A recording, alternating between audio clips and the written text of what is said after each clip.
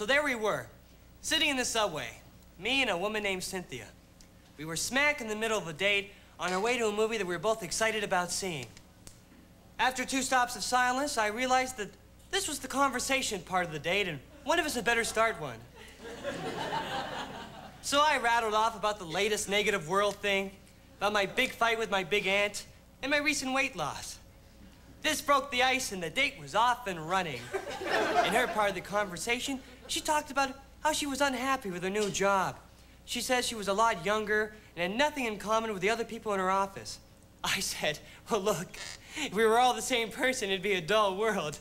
She said, no, not if we were all the same flamboyant and unpredictable person. At this point, we reached the theater. We bought our tickets and went to the candy bar. I ordered a popcorn and a Coke. The guy behind the candy bar asked me if I wanted any butter. This was my chance. The opportunity I was looking for.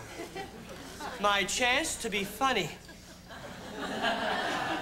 This is what would prove to Cynthia she was having a good time with me. Whenever you read top 10 lists in magazines about what women like in men, number 3 is always a sense of humor.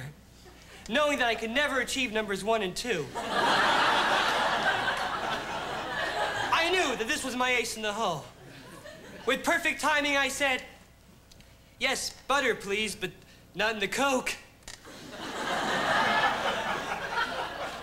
Silence. Cynthia turned red and averted her eyes. The candy guy gave me the sarcastic stare up at the ceiling look that you only read about. I had gotten a golden opportunity and I had failed miserably. To add insult to injury, when the candy guy gave me back my change, he said, and here's 33 cents for Mr. Funny.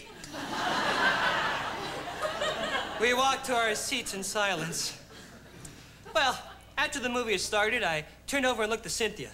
She was smiling at something that was happening at the screen. It was a wonderful smile, and suddenly I realized I was with the most beautiful woman in the world. And that's when the fire started. The fire in my heart. I wanted to have her right there in the theater. And I wouldn't be having sex with her in an uncomfortable seat in front of strangers so much as I'd be proving to her that it was okay to be a woman in the 80s. Yeah. In fact, I'd be supporting the whole women's movement. I would be, in essence, marching in a feminist day parade. Long live Gloria Steinman. Long live other famous feminists.